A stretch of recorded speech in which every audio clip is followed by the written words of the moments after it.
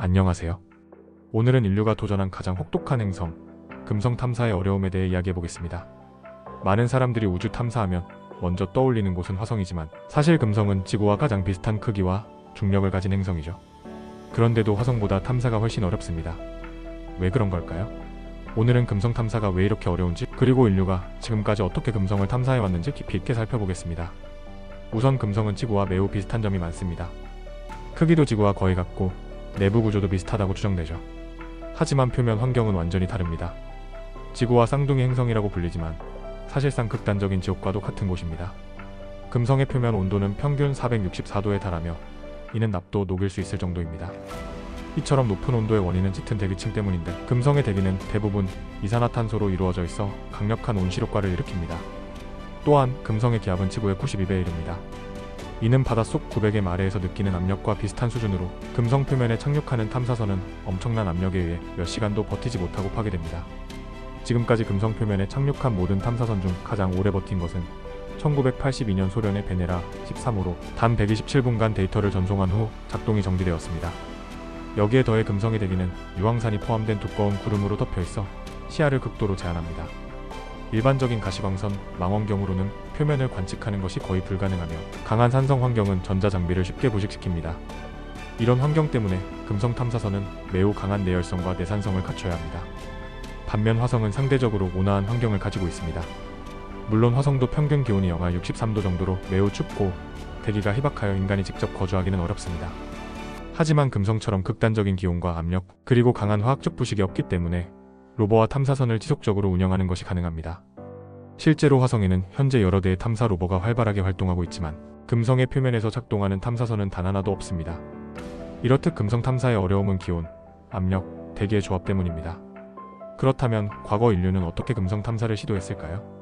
역사적으로 금성 탐사의 선두주자는 소련이었습니다. 1960년대부터 1980년대까지 소련은 베네라라는 금성 탐사 프로그램을 진행했습니다. 베네라 7호는 1970년 금성 표면에 착륙한 최초의 탐사선이었으며 베네라 9호는 인류 최초로 금성 표면의 사진을 전송하는 데 성공했습니다.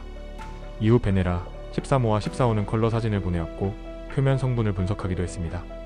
반면 미국은 금성보다는 화성에 집중했지만 몇 차례 중요한 금성 탐사를 진행했습니다.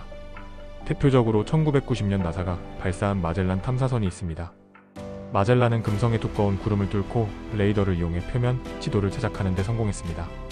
이후 유럽 우주국 SA의 비너스 익스프레스와 일본의 아카츠키 탐사선이 금성을 연구하고 있습니다.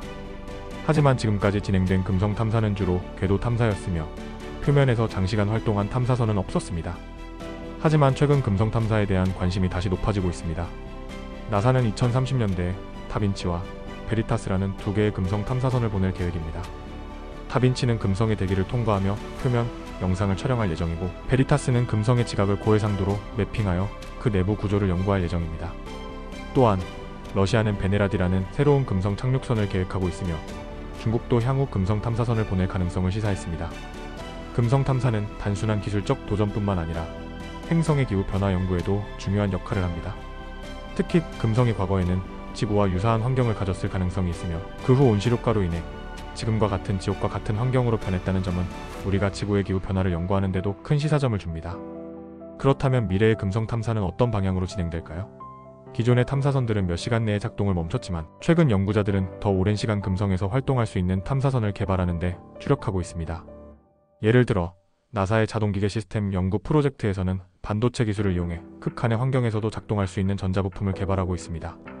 이 기술이 완성되면 금성 표면에서 며칠에서 몇 주 동안 탐사를 진행할 수 있는 탐사선이 등장할 수도 있습니다. 또한 공중 탐사 방식도 고려되고 있습니다. 금성의 대기층 중 약 50km 상공은 비교적 온화한 환경을 가지고 있어 여기서 공중 탐사선을 운영하는 방법이 연구되고 있습니다. 헬륨 기구나 드론과 같은 기술이 적용될 가능성이 높으며 이 방법을 통해 금성의 대기를 장기간 연구할 수 있을 것입니다.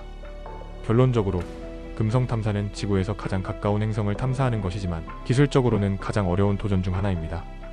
강력한 온실효과로 인한 극한의 기온, 엄청난 기압, 부식성 대기 등으로 인해 기존의 탐사 방식으로는 한계가 있습니다. 하지만 새로운 기술과 접근 방식이 개발되면서 미래에는 금성 탐사가 더욱 활발해질 가능성이 있습니다. 오늘은 금성 탐사의 어려움과 미래 전망에 대해 이야기해봤습니다. 앞으로 금성 탐사가 어떻게 발전할지 기대되네요. 시청해주셔서 감사합니다. 다음에도 흥미로운 우주 이야기로 찾아뵙겠습니다.